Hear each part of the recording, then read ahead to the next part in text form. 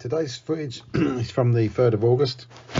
Due to the inclement weather, South Peak Harvesting is having a break in proceedings. The combine's parked up looking very sorry for itself. The new to me heads cutter is on the Maxim 190 awaiting the end of the month, and the old Massey 2645 has been treated to a verge mower yet to be fitted. With a rare break in the weather, we were able to catch up with J.A. Lowe & Son lifting potatoes.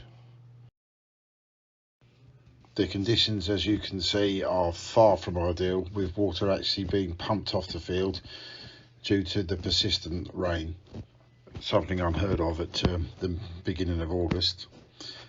This was making work on the cleaning table very awkward and hard for the guys on board. The harvester is a self-propelled Grimmy Veritron 220, 2-run machine with 2-ton hopper and 354 horsepower on tap.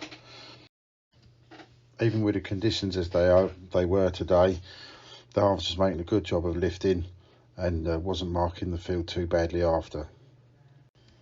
Hope you enjoyed today's video and footage, and thanks for watching.